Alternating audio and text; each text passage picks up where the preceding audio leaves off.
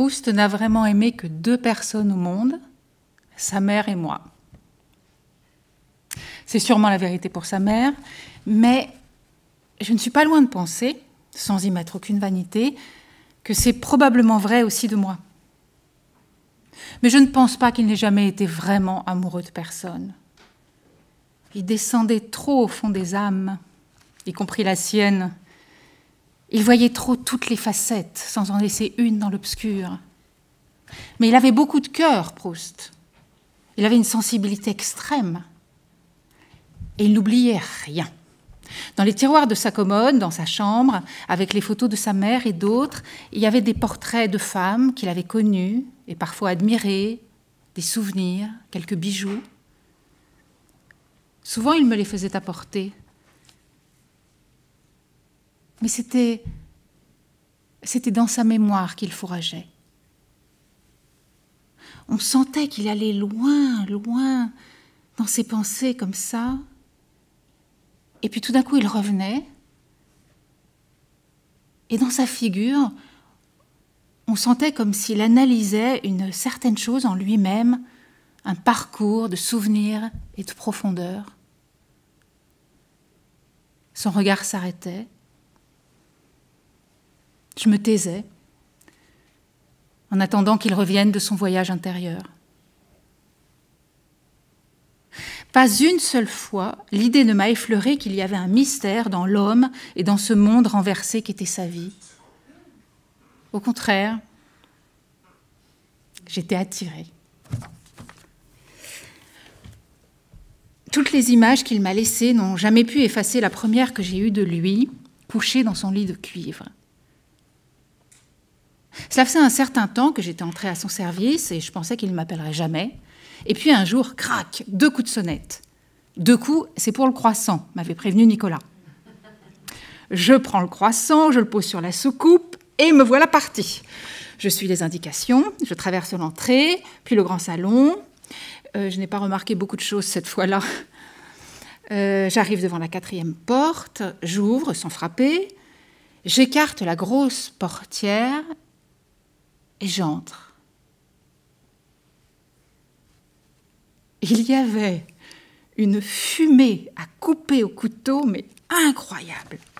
Nicolas m'avait prévenu qu'à son réveil, M. Proust faisait brûler de la poudre de fumigation parce qu'il souffrait terriblement de l'asthme. Je ne m'attendais pas à ce nuage. La chambre était très vaste et pourtant elle en était pleine et tout épaissie. Il n'y avait qu'une petite lampe de chevet allumée qui donnait une lumière verte à cause de l'abat-jour. J'ai vu un lit de cuivre et un pan de drap avec le vert de la lumière sur le blanc, là où elle le touchait. Tout ça était sombre. Lui était dans son lit.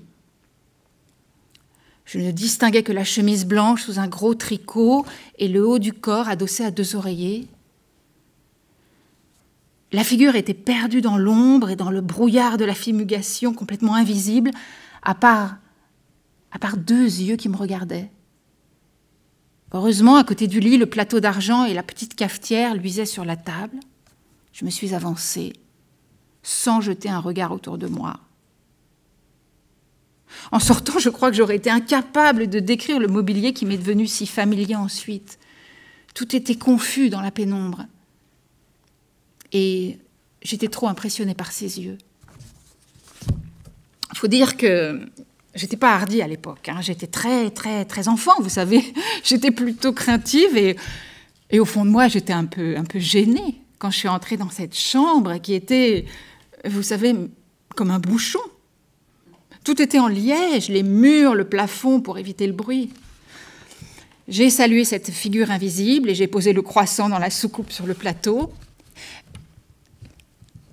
Alors il m'a regardé et m'a fait merci avec la main. Il avait des gestes absolument magnifiques. Il était d'une exceptionnelle finesse et d'un exceptionnel raffinement. Il portait en lui cette espèce de nature qu'il avait. Car si son génie est immense, l'homme l'était tout autant. Et tout ça m'a fascinée.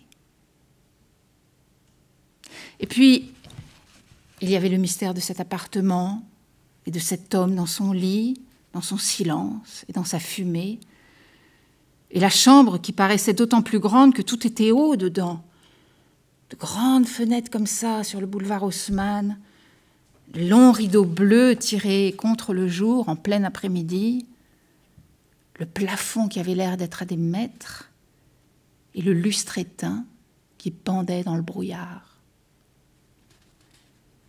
J'ai appris le silence pendant qu'il se reposait ou qu'il travaillait, l'attente avant son réveil dans l'après-midi ou avant son retour dans la nuit quand il était sorti. J'ai commencé mon premier entraînement aux nuits. C'était pas encore l'éveil jusqu'à 8 ou 9 heures du matin, mais en règle générale, je ne me couchais pas avant minuit ou 1 heure. Tout ça demeure dans ma mémoire comme cela devait être alors, dans une sorte de confusion, comme quand on entre dans une vie qui vous change de tout ce qu'on a connu, avec en plus la fascination d'un personnage comme on n'imaginait pas qu'il peut en exister un, et qui devient, avec une douceur plus grande que toutes les forces, le centre de cette vie. Tantôt tout près, par sa bonté et sa délicatesse, et tantôt très loin dans la réflexion de sa pensée. Voyons, chère Céleste, vivre tout le temps la nuit, ici, avec un malade, ça doit être bien triste. Et moi, je protestais. Il s'amusait. Mais il avait deviné bien avant moi ce que cette existence représentait. C'est difficile à exprimer.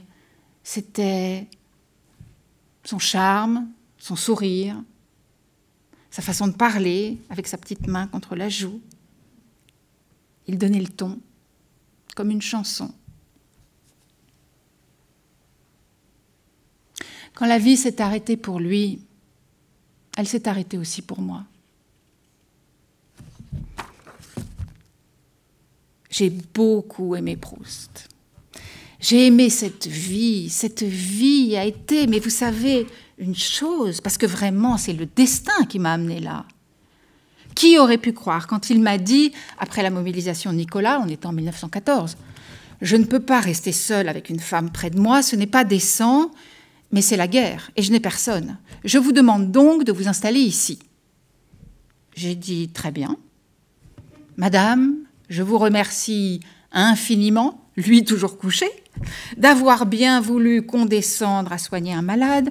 Vous ne savez rien faire, je le sais. Je ne vous demanderai donc rien d'autre que mon café. » Je trouvais la vie chez Proust une merveille. Je n'ai jamais eu une vie aussi heureuse que chez lui parce que tout m'enchantait. J'avais le désir d'aller au-devant de ce qui lui faisait plaisir. Quand il voulait un livre, avant de me l'avoir demandé, j'avais vu par son œil qu'il le voulait. « Oh, monsieur, mais j'ai vu ce que vous voulez, voilà. » « Mais, Céleste, comment avez-vous fait pour le deviner ?» J'aurais été bien en peine de l'expliquer, vous savez. Je le suivais tellement, j'étais en prise dans cette affaire. Alors, il me trouvait commode, évidemment. Et puis j'étais jeune. J'étais comme une espèce de fleur bleue. Je lui renvoyais ma réflexion naturellement, alors il riait. Je l'amusais. Et moi qui ne savais rien faire, et c'était vrai, il avait raison, je suis restée pour toujours. Je suis devenue presque indispensable. Non, indispensable, c'est beaucoup dire. Quoi qu'il l'a dit à mon mari. Il lui a dit, si Céleste part, je ne pourrai plus écrire. Fallait voir. Mais j'étais intégrée dans son travail, à l'affût des petites choses, des petits papiers. Il y en avait des comme ça, où il y avait une note. Et il fallait rien égarer, il ne rangeait rien. Une de mes fiertés est de l'avoir tiré d'affaire dans le problème de ses rajouts. Parce qu'il ajoutait sans cesse en corrigeant. Un jour, il m'appelle, j'arrive et il me dit « Ouh !» il faisait ça. « Ouh ! Comme je suis ennuyée, ma chère Céleste, je suis à bout d'ennui. » « Mais qu'est-ce qui vous arrive, monsieur ? » « Eh bien, toutes mes marges sont pleines et j'ai encore des corrections à faire, beaucoup de choses à ajouter, je ne sais pas comment m'en tirer. J'ajouterai bien des feuillets volants, mais quand tout ça ira chez le typographe, il va en mettre partout, et s'y perdre, ça n'aura plus aucun sens. Oh, comment faire ? Oh ben, monsieur, si c'est ça, c'est pas difficile. Mais comment ça, Céleste, ce n'est pas difficile ? Mais bien sûr, monsieur, ce n'est pas difficile. Vous allez écrire tous vos feuillets volants. mais vous me laisserez un petit bout de blanc en bas, et moi, je vous collerai bien adroitement le feuillet et nous le replierons. Le typographe qui arrivera là sera bien obligé de déplier votre ruban et de prendre les phrases à la suite. Oh, mais c'est pas possible. Oh, mais comme je suis content. Oh, mais vous croyez que vous pouvez faire ça? Mais chère Céleste, mais je suis sauvée. Mais une joie, vous savez, mais vraiment incroyable. Il était si heureux qu'il a raconté autour de lui que j'étais une femme extraordinaire, que j'avais résolu son problème, que je collais ses feuillets et que ça ne se voyait pas. C'est comme ça que les cahiers de manuscrits ont gonflé. Il y en a un célèbre que l'on a montré dans des expositions et qui a un ruban de ce genre, replié en accordéon. Déplié, il fait 1,40 m. Je l'ai connu les 10 ans où il a travaillé, où il n'est presque pas sorti. À mon avis, son œuvre était construite dans des cahiers qui étaient là quand je suis arrivée. Il y en avait 32 empilés comme ça, bien droits sur le coin de la commode. Ben, c'était haut comme ça, hein, parce que c'était pas très mince. Vous me passez le numéro un tel, vous me passez le numéro... Il n'y en a plus de traces. Pour la raison qu'il me les a fait détruire au fur et à mesure. Bon, maintenant Céleste, vous pouvez brûler. Bien, monsieur. Alors je les ai brûlés. Je les ai mis dans la cuisinière. Je crois que la dernière fois, j'en ai brûlé 3 ou 4 d'un coup. Un jour, il m'a dit « Céleste, est-ce que vous voulez brûler mes cahiers ?» Avec son petit air innocent, là, mais en me fixant. « Monsieur, si vous manquez de confiance, pourquoi m'en chargez-vous? Si vous le dites, je le fais. Mais si vous en doutez, alors pourquoi ne le faites-vous pas vous-même? Allons, allons, Céleste, je plaisante, je sais que vous les brûlez. » Il ne voulait pas me fâcher. Finir son livre, il n'y avait plus que ça qui comptait. Et à partir de cet automne 1914, son existence s'est organisée uniquement autour de cette idée. Il a coupé les liens, il a décidé de résilier son abonnement de téléphone pour ne pas être dérangé. Son seul souci est devenu sa tranquillité d'écrire. Et pour cela, il avait besoin de solitude. Il m'a formée et modelée selon sa vie. Comme on apprend à marcher aux enfants, il m'a appris, pas à pas, son service. Je ne me rendais pas compte, mais maintenant, je me demande où il puisait la volonté et le courage pour écrire comme ça, mais des heures et des heures. Il fallait qu'il ait une force, une énergie. Il était couché. Il écrivait en tenant son livre à la main avec un encrier et un plumier très simple, un plumier d'écolier. Il y en avait peut-être 15. S'il en tombait un, on ne le ramassait pas. Il fallait en prendre un autre, à cause de la poussière. Il était pas maniaque, non, il était, si on veut dire, il était...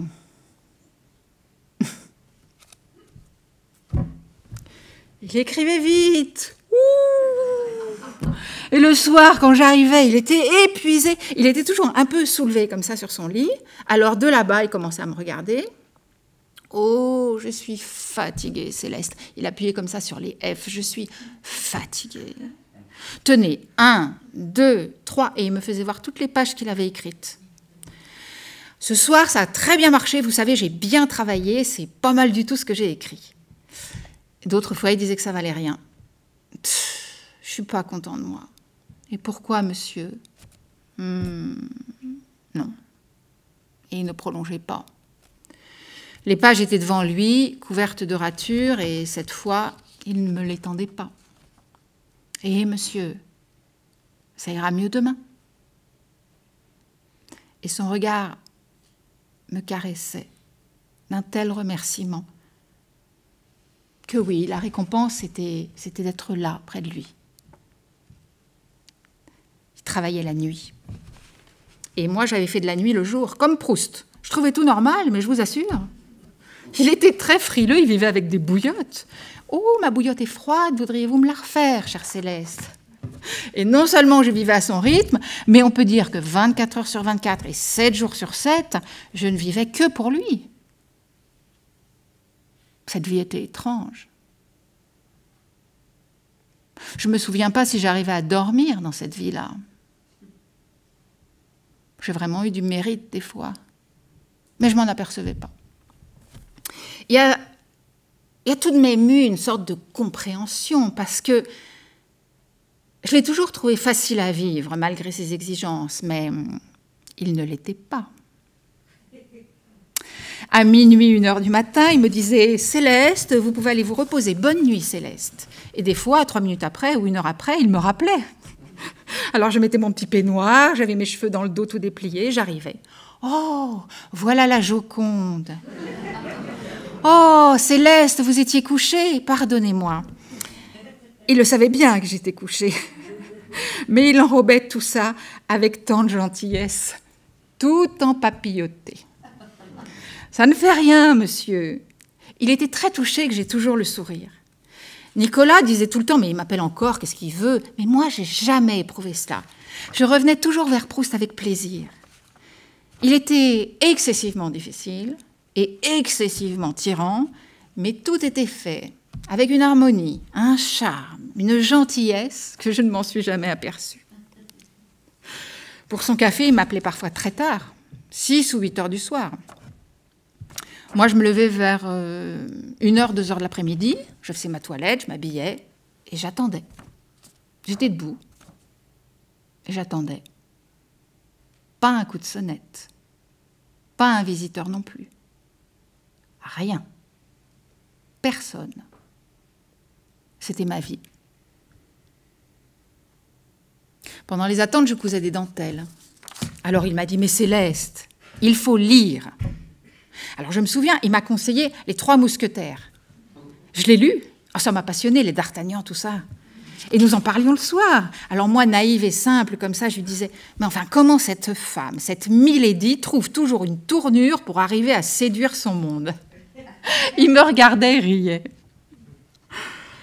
Il était ravi que je discute comme ça avec lui. Il m'a conseillé de lire ensuite les romans de Balzac. Vous verrez comme c'est beau, nous en parlerons. Et moi, au lieu de lire, je cousais. J'aurais bien dû l'écouter. J'aurais appris beaucoup d'affaires. Si c'était aujourd'hui, eh bien, je n'aurais pas arrêté de lire et j'aurais discuté avec lui. Il me citait tout le temps des vers. Il m'avait fait prendre le goût de Musset d'une façon formidable. Et j'aimais beaucoup quand il me récitait des vers. « Oh, vous allez me le redire, monsieur, c'est trop joli. » Et alors, nous sommes de plus en plus entrés dans l'habitude de la conversation. Et je n'ai plus eu d'heure du tout. Mais c'était une vie complètement à l'envers, même pour les choses les plus simples. Par exemple, je ne pouvais faire le ménage que lorsqu'il était sorti. Et comme il sortait rarement quand ça lui arrivait avant 10 heures du soir, autant dire que je n'ai jamais fait le ménage que la nuit. Jamais ouvert les fenêtres de l'appartement que la nuit. À la cuisine et dans ma chambre, je savais encore que c'était le jour quand je me levais, mais dans tout le reste de l'appartement, le jour ne pénétrait jamais. On vivait dans l'électricité et la nuit perpétuelle. La vérité, je crois bien qu'il s'est servi même de sa maladie vis-à-vis du dehors pour s'enfermer dans son travail. Ce qu'il y a de plus beau, ce que j'admire moi-même, enfin moi je suis rien, mais enfin, c'est qu'il a eu le courage de devenir un reclus véritable. Il l'a fait parce qu'il voulait penser, écrire, et il voulait n'être distrait par rien. La maladie ne lui faisait pas peur. La seule peur qu'il avait, c'était de mourir avant d'avoir fini son œuvre.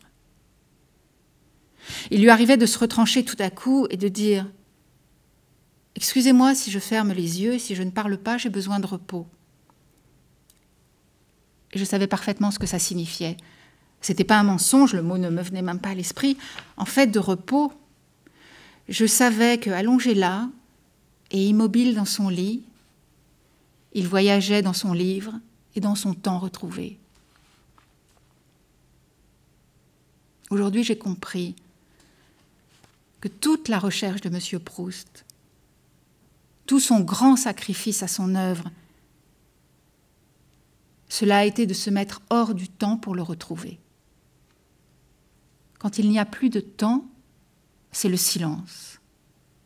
Il lui fallait ce silence pour n'entendre que les voix qu'il voulait entendre, celles qui sont dans ses livres.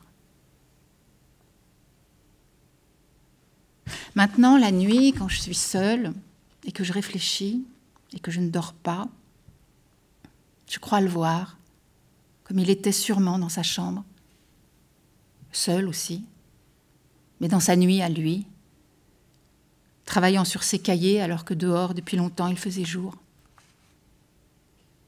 Et je songe que j'étais là, sans me douter jusqu'au bout, ou presque, qu'il a voulu cette solitude et ce silence, en sachant que ça le tuait. Au fond, nous étions un peu orphelins tous les deux. Lui, ses parents morts, ses amis dispersés, moi, ma famille au loin, mon mari à la guerre. Nous avions nos veillées, pour ainsi dire. Sauf que comme la nuit était le jour, elle commençait en général vers 2 ou 3 heures du matin, quand il rentrait d'une sortie. Chaque fois, il en rapportait de la pâture pour au moins 2 de nos veillées. Quand il était sorti, c'était terrible le travail que j'avais. Comme il ne rangeait rien, ne ramassait jamais rien, il y avait le lit à déblayer, les journaux, les papiers, les porte-plumes jetés ou tombés, les mouchoirs. Les tâches finies, j'attendais le retour. Il n'a jamais eu une clé dans sa poche. Quand il rentrait, je savais avant qu'il ait dit « ouf » s'il était content ou pas. Rien qu'à la coiffure de son chapeau. Quand il était content, le chapeau était bien coiffé et légèrement relevé sur le front. Sinon, il était planté comme un furieux et un peu rabattu sur les yeux. Il arrivait toujours avec un beau sourire et un merci. Il y avait entre nous un petit rite. Il disait sur le palier « Et alors ?» Et je répondais « Et alors ? Vous voilà, monsieur ?» Et si la soirée avait été mauvaise, il attendait que je pose la question. « Ça ne va pas, monsieur. » « Ah, ma chère Céleste, mais si vous saviez comme je regrette d'y être allée. Quand je pense que j'ai été perdre une soirée, mais je me suis ennuyée à un point. Moi qui suis à court de temps, j'aurais mieux fait de travailler. Enfin. Et si la soirée avait été bonne, alors là, c'était magnifique. C'était comme une espèce de provision qu'il avait en lui-même. Il était content et ça se voyait. De l'intérieur, son visage était allumé de gaieté. C'est fini chez moi, Céleste ? Oui, monsieur, tout est prêt. Eh bien, arrivez vite, suivez-moi, j'ai beaucoup à vous raconter. Eh bien, monsieur, je sens qu'il y aura une analyse aujourd'hui. Peut-être, Céleste, peut-être. Et il riait. Proust était très moqueur, et moi aussi. On s'amusait beaucoup. Il en oubliait la fatigue, c'était une fontaine de jeunesse. Alors il me déversait toute la bêtise ou l'esprit qu'il avait rencontré. Un tel avait de l'esprit, un tel avait été ridicule, l'autre lui avait dit ça et il n'avait même pas compris qu'on se fichait de lui. Une dame qui avait une robe tellement splendide, et ainsi de suite, ainsi de suite. Et il se souvenait de tout. Il n'était indifférent à rien. Il arrivait 8 heures du matin, 9 heures, et il me disait « Quand même, Céleste, il faut aller vous reposer. » Alors je le quittais, mais il me rappelait presque toujours, pour me dire qu'il avait oublié de me raconter ça ou ça. Elle n'était pas perdue, la recherche, parce qu'il la faisait, sa recherche. Parce que depuis toujours, il emmagasinait, et il n'a vécu que pour ça. Et je pense qu'après que je sois partie me coucher, il travaillait beaucoup. Il a travaillé. Et quand il a mis le mot « fin », j'ai jamais vu une figure réjouie comme ça. Il a su s'exprimer, car il a eu son langage à lui. C'est pas vrai ?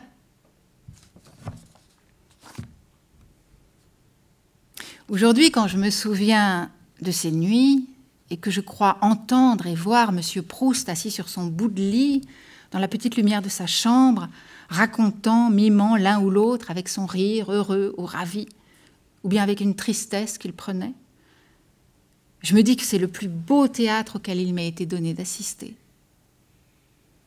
Cette façon qu'il avait de me rapporter du dehors la comédie et de l'agiter devant moi, c'était comme s'il avait voulu retenir le temps par les cheveux pour l'empêcher de fuir et de lui emporter ses personnages. Une nuit, j'étais chez lui depuis 3 ou 4 ans, et il m'a dit « Céleste, vous devriez écrire votre journal. » Une moquerie nouvelle, monsieur, comme vous aimez en faire, mais pas du tout, Céleste. Personne ne me connaît comme vous. Personne ne sait ce que je fais. Et quand je serai mort, eh bien, vous vendrez votre journal plus que moi mon livre. Si. Si, il se vendra comme un boulanger vend les petits pains le matin. Et vous gagnerez une énorme fortune. Céleste, si vous l'écrivez, je vous le commenterai. Vous voulez le commenter, vous n'avez pas le temps de faire ce que vous avez à faire, vous êtes gentil, je suis très touchée. Mais vous avez tort, je ne me moque pas, Céleste. Et comme c'était vrai. Parce que vous savez, si j'avais écrit ce qu'il me disait tous les jours, c'était pas long à noter, mais je donnerais un dénouement de son livre formidable. Presque toutes les clés. Presque toutes les clés. Il m'a beaucoup interrogée sur moi, sur ma famille et principalement sur mon enfance. Parce que c'est là que tout se fait, le paradis comme l'enfer. Et monsieur, je vous demande pourquoi je vous raconte tout ça, je dois vous ennuyer. Mais pas du tout, Céleste. Et je vais même vous faire une confidence, je voudrais écrire un livre sur vous. Vous vous moquez encore de moi? Mais non. Voyez-vous, si j'écrivais ce livre, Céleste, on y apprendrait beaucoup. On verrait que ce que vous avez en vous ne vous appartient pas et c'est ce qu'il y a de plus passionnant chez les êtres humains. Savoir d'où nous vient ce que nous sommes. Vous avez une belle âme, mais de qui la tenez-vous? Voilà ce que je voudrais savoir. Et moi, comme il me fascinait avec sa manière d'écouter, la joue posée sur la main, les yeux tantôt pleins de douceur, tantôt brillants d'amusement, mais toujours attentif par derrière, comme s'il avait déjà été en train de transformer en écriture ce qu'on disait. Moi, je parlais. Il était très intéressé par mes frères, qui étaient 4. Le second avait épousé une nièce de l'archevêque de Tours, monsieur Nègre.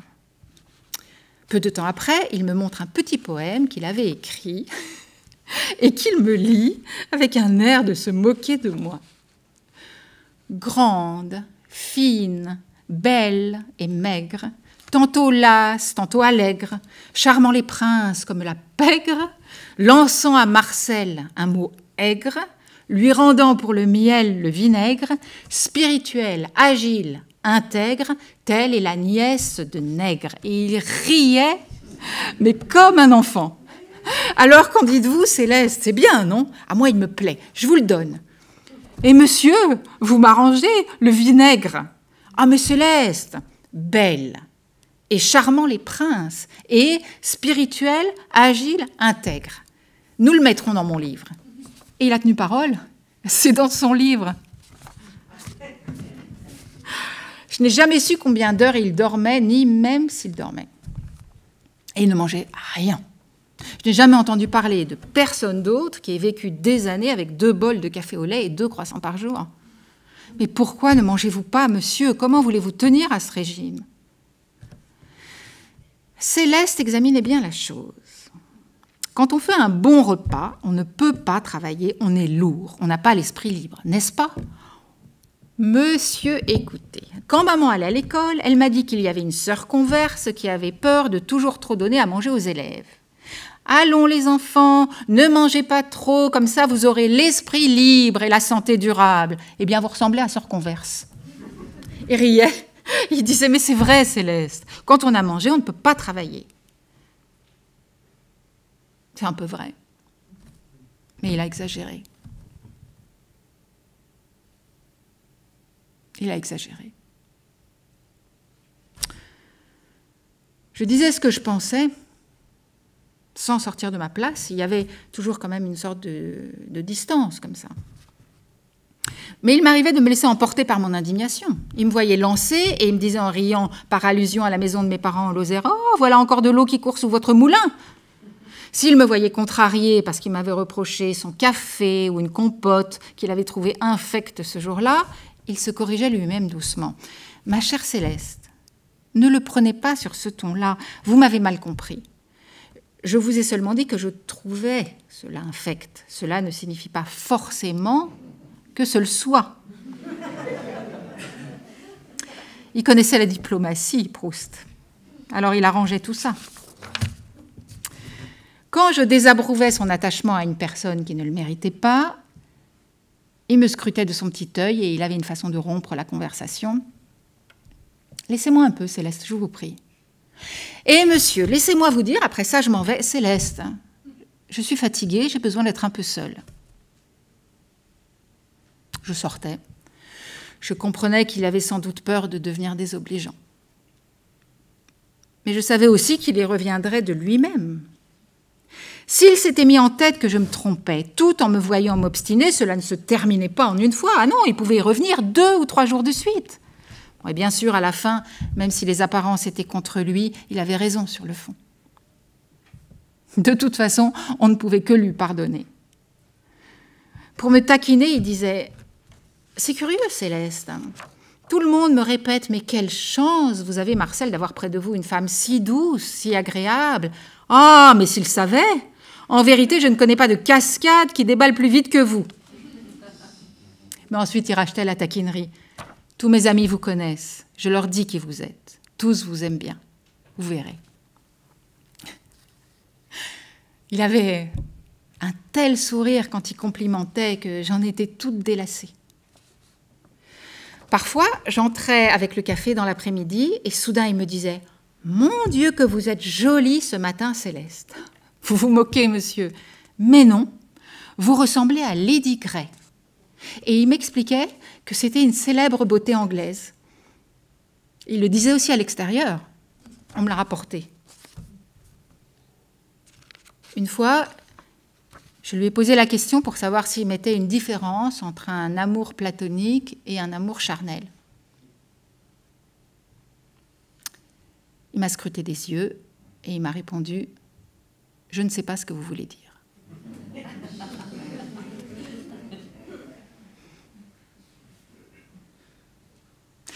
Tous les matins, il lisait les journaux, il suivait tout.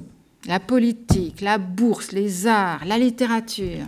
Et il me commentait les grands traits. « Pour votre éducation, disait-il. » Il me montrait les dessins de l'illustrateur du Figaro. Il me les expliquait parce que je ne comprenais pas forcément toute l'allusion. « Regardez, Céleste, c'est pas mal. » Et pareil pour les articles politiques. Il suivait tout très près. Et ça m'intéressait, mais c'était fou. Je buvais du petit lait. Oh, je lui disais, c'est dommage, monsieur. Avec l'œil et la finesse que vous tenez de votre mère, quel ambassadeur ou quel ministre vous auriez fait. Il se sentait incompris par sa famille. Son père n'a jamais cru à sa vocation d'écrivain. Fais ce que tu voudras, même si ça ne te rapporte rien, mais je veux que tu fasses quelque chose. Et il se mettait en colère contre Marcel parce qu'il ne voulait pas prendre une carrière. Et il disait à sa femme, mais on ne peut pas le laisser comme ça, avec une vie de mondain, vous en ferez un fainéant. Il avait horreur de penser qu'il était paresseux. Le pire, c'est que son grand-père, le père de Madame Proust, s'y mettait. Mais vous n'en ferez rien de ce petit. Il est trop gâté. Il faut l'obliger à faire quelque chose. Qu'est-ce que ça veut dire d'aller comme ça à droite, à gauche ? Madame Proust ne voulait pas que son fils soit grondé. Elle l'a couvé. Il était malade quand même. Elle disait à son mari « Prends patience, mon petit docteur, tout s'arrangera. Je ne m'en occupe plus, fais ce que tu voudras. » Et un beau jour, il n'a plus fait de réflexion à son fils. Il était gâté. Ils l'ont pourri tous. Sa mère faisait tout ce qu'il voulait. Et ce qu'il voulait, fallait qu'il l'ait. Vous savez, cet être qu'on aurait dit plutôt craintif, mais il fonçait là-dedans, mais dans tout ce qu'il voulait. Quand il y a eu l'affaire Dreyfus, il s'est brouillé avec son père. Il a pris part dans cette affaire dès le début, de façon acharnée. Il a suivi le procès, il m'a raconté tout en détail. Il prônait Émile Zola et tous les défenseurs de Dreyfus pour leur courage. Il m'a dit, j'ai été 8 jours sans parler à papa, parce qu'il était contre moi. Et je lui disais, papa, tu verras que j'avais raison.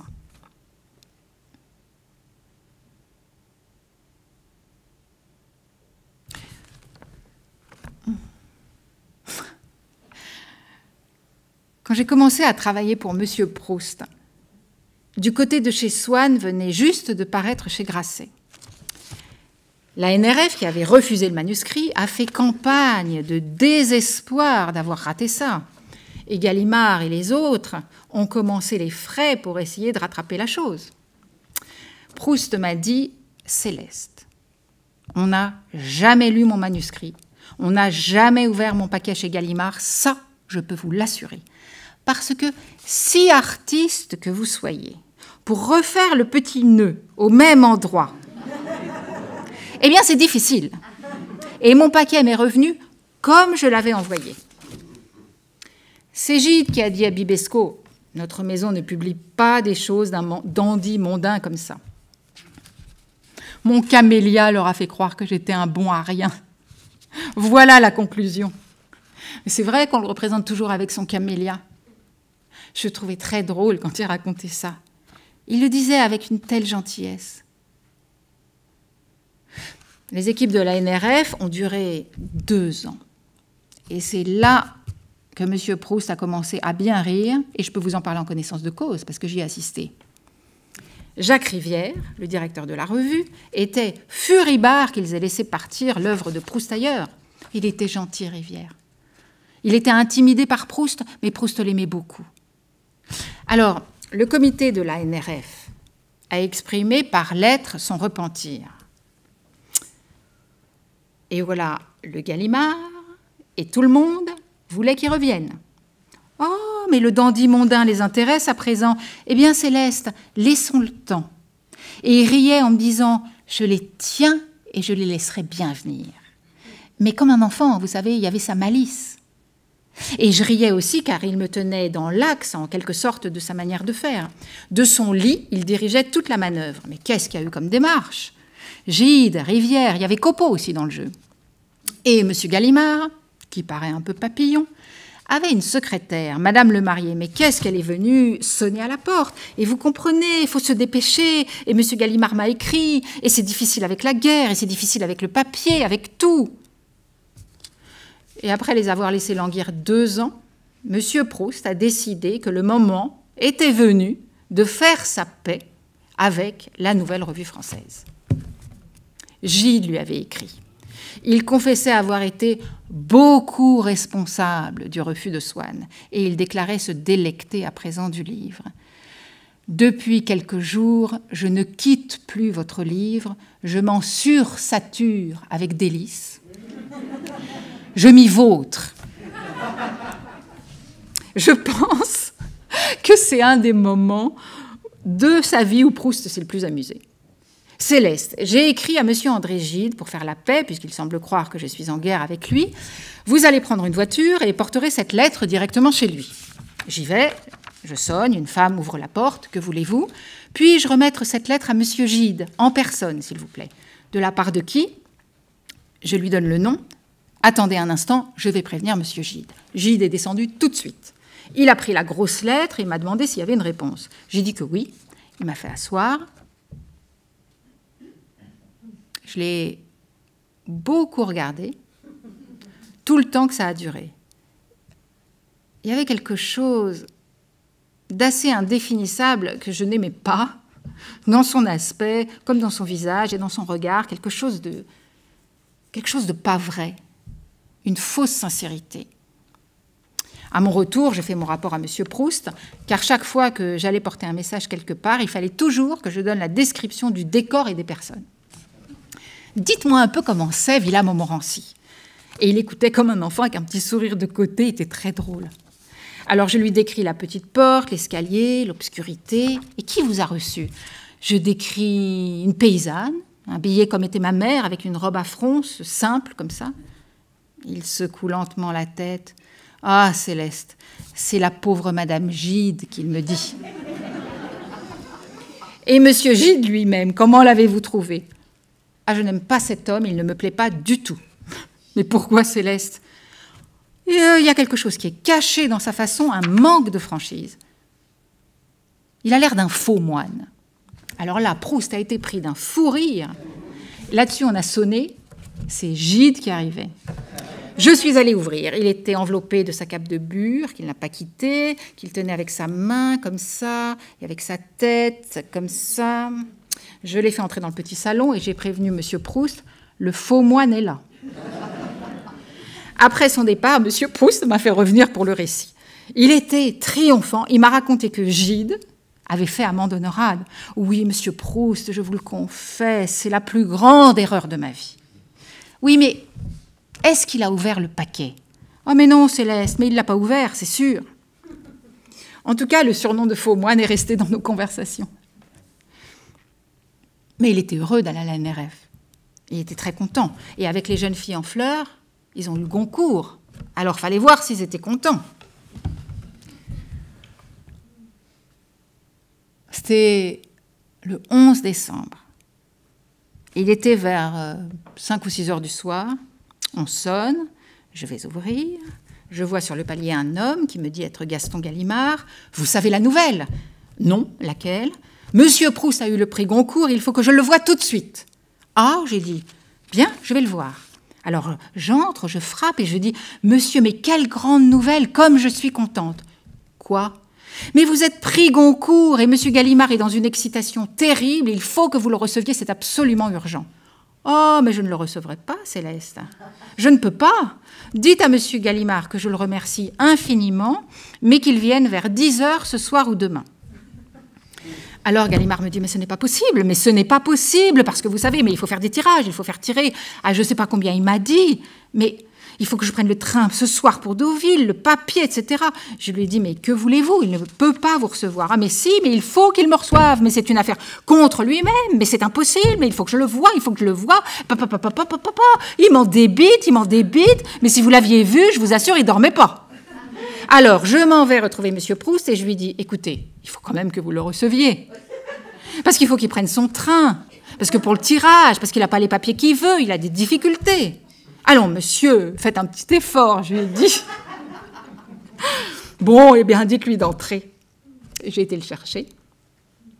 Il n'est pas resté longtemps. Bon, je crois bien que c'est la seule fois qu'il l'a vu. Ce qui était drôle, c'était l'après-visite, après qu'il ait congédié Gallimard. Alors, vous savez, maintenant, Céleste, je ne veux recevoir personne, et surtout pas les journalistes. Les journalistes sont des bandits, vous les fichez tous à la porte. Et je ne veux parler à personne, et ne dites rien, surtout. Mais le prix Goncourt lui a fait très plaisir. Il était très fier, très content.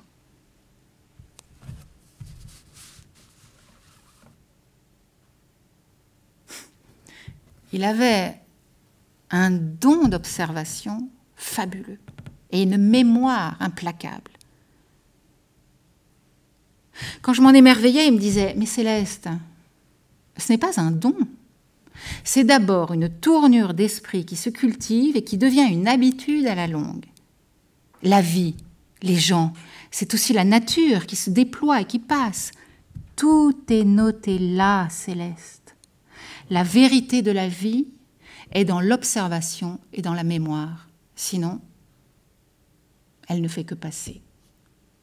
Et j'ai mis toute mon observation et toute ma mémoire dans mes personnages pour qu'ils soient vrais.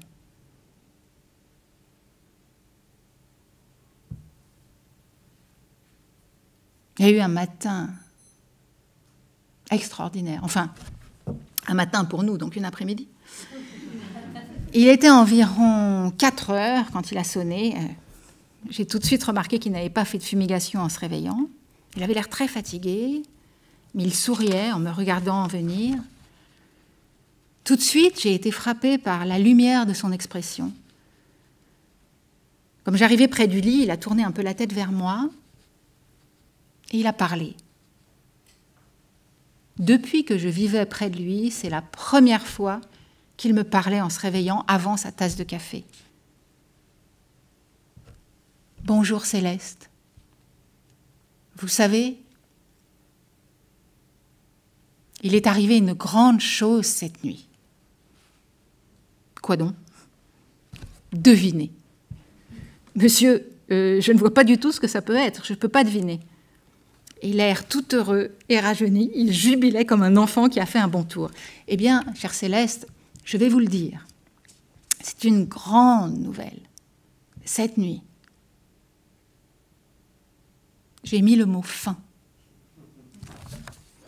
Et il a ajouté, toujours avec ce sourire et cette lumière dans le regard, « Maintenant, je peux mourir. »« Oh, monsieur, ne parlons pas de cela.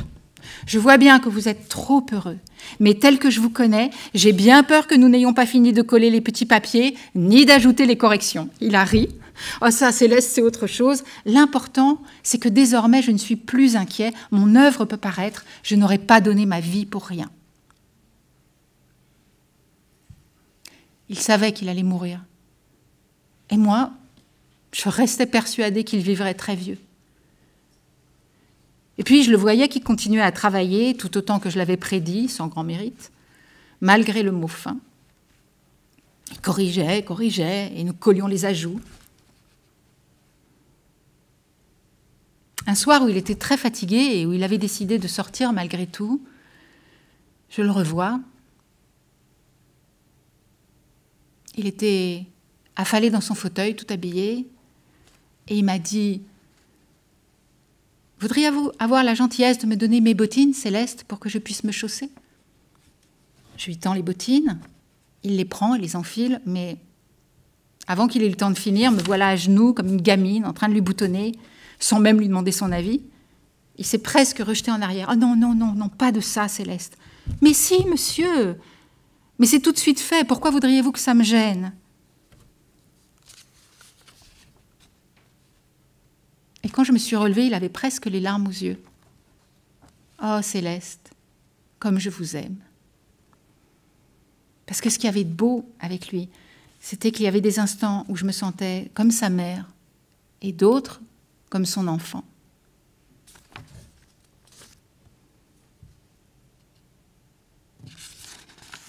Au début d'octobre, il a fait sa dernière grande sortie. Je n'ai malheureusement pas gardé le souvenir du récit qu'il m'en a fait. J'en ai beaucoup de remords. C'est en sortant ce soir-là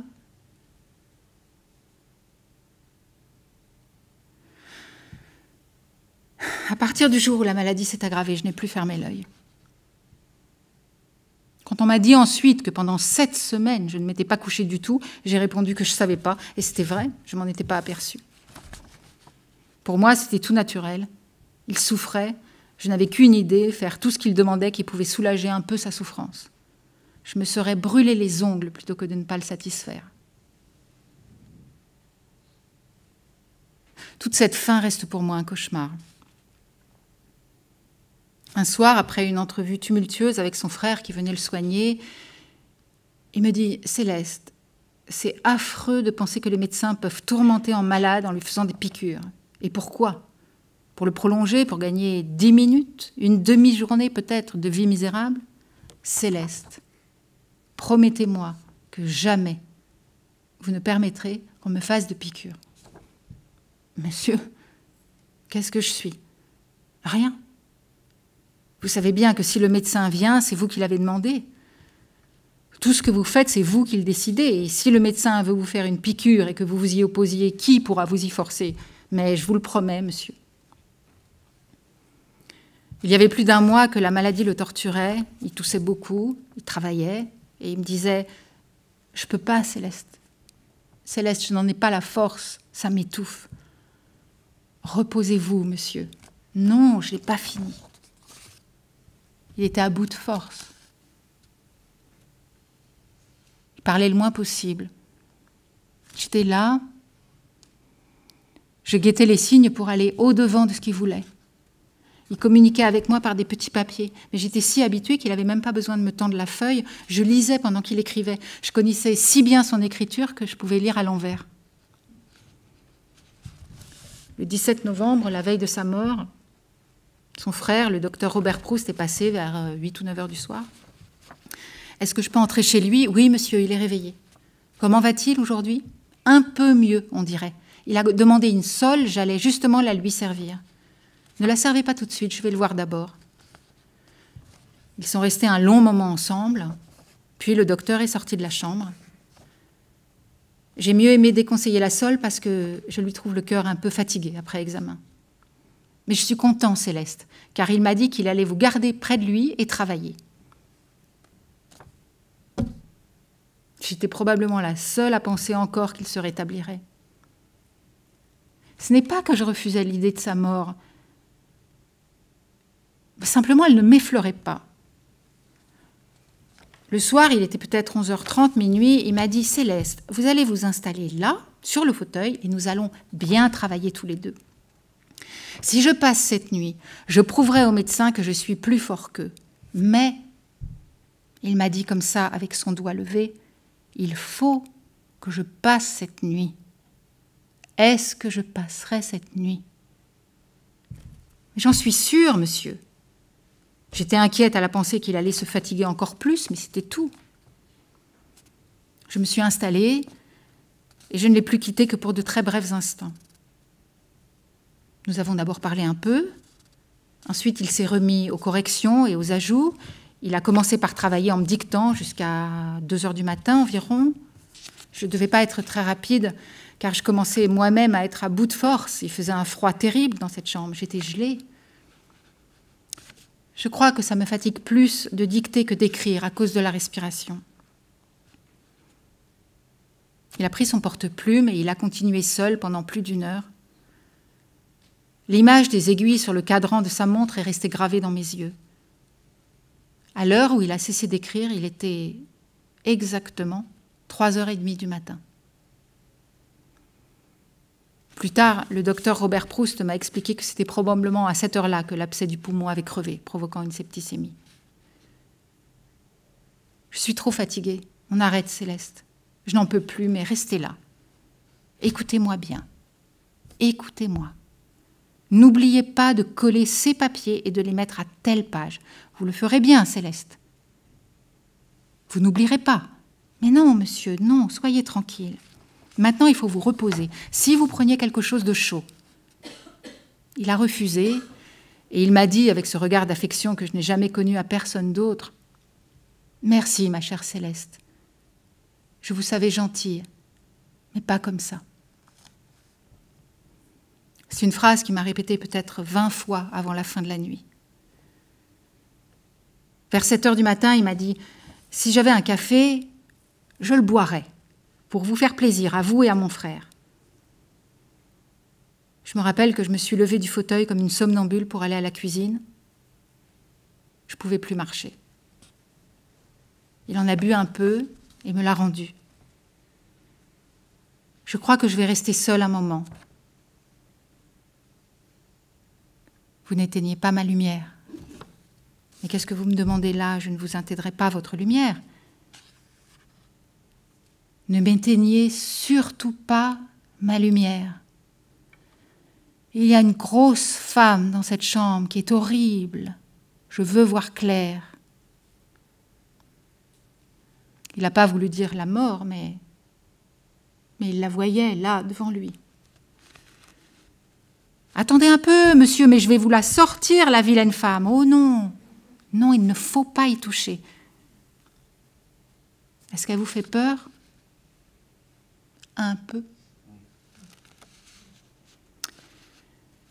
Il devait être 10h du matin quand le docteur Biz est arrivé. « Docteur, je vous en prie, sauvez-le.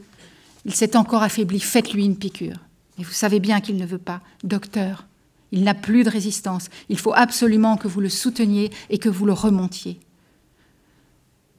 Nous sommes passés dans la chambre et j'ai menti. Monsieur le docteur est venu parce qu'il passait dans le quartier et qu'il voulait prendre de vos nouvelles. J'ai pensé que vous seriez content qu'il vous fasse une visite et je me suis autorisée à l'amener jusqu'ici. Monsieur Proust n'a pas répondu, il s'est contenté de me fixer, simplement pour que je voie bien, une fois de plus, qu'on ne pouvait pas lui mentir. Le docteur Biz a préparé la piqûre, je pouvais voir qu'il n'était pas à son aise. Je lui ai demandé où il allait planter l'aiguille. À la cuisse. Je vais soulever le drap, docteur. Nous nous sommes avancés tous les deux. J'ai soulevé le drap doucement, en prenant toutes les précautions pour ne pas heurter la pudeur de M. Proust. Il était couché sur le bord du lit. Son bras pendait un peu enflé. La circulation ne se faisait plus, maintenant je comprends. J'ai ramené ce bras dans le lit. Je tenais le drap. Le docteur s'est penché. Ce qui s'est passé ensuite est inscrit en moi pour toujours. Monsieur Proust a sorti l'autre bras et ses doigts ont saisi la peau de mon poignet et pincé en tournant. Et jamais je ne pourrai chasser ce cri de mes oreilles. Il a dit « Ah, Céleste! Ah, Céleste !» Et dans ce cri, j'entends pour toujours qu'il me dit que je le trahis. J'en ai d'autant plus de remords qu'à ce stade, la piqûre était inutile, le liquide n'a même pas circulé dans les veines. Presque aussitôt après, le frère de M. Proust est arrivé à son tour. Ils se sont consultés avec le docteur et ont décidé d'appeler le professeur Babinski, l'une des plus grandes autorités de l'époque. Les 3 médecins ont conféré dans la chambre. M. Proust entendait tout, j'étais là, je le voyais à ses yeux. Son frère a proposé de lui faire à son tour une piqûre intraveineuse de camphre. Le professeur Babinski l'a arrêté. « Non, mon cher Robert, ne le faites pas souffrir. Ce n'est plus la peine. » J'ai raccompagné le docteur Babinski jusqu'à la porte de l'appartement. « Monsieur le professeur, vous allez bien le tirer de là. » Il était très ému. Il m'a pris les 2 mains. « Madame, je sais ce que vous avez fait pour lui. Ayez du courage. C'est fini. » Je suis revenue dans la chambre et je me suis tenue à côté du professeur Robert Proust. Il n'y avait plus que nous deux. Monsieur Proust ne nous quittait pas des yeux. C'était atroce. Nous sommes restés environ 5 minutes. Et puis tout à coup, le professeur s'est avancé et s'est penché doucement sur son frère. Il lui a fermé les paupières alors que ses yeux étaient toujours tournés vers nous. « Il est mort ?»« Oui, Céleste. C'est fini. » Il était 4h30. Voilà.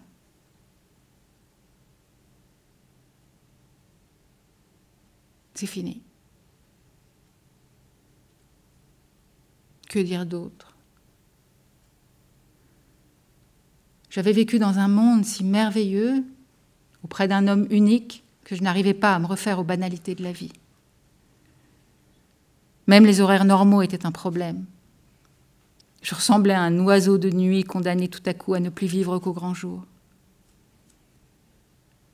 Secrètement, je me réfugiais sans cesse dans le souvenir des nuits enchantées. Les années ont passé, jamais il ne m'a abandonnée. C'était comme si, dans la mort, il avait continué à me protéger. Je me suis retirée de plus en plus dans ma mémoire. Là, je vivais.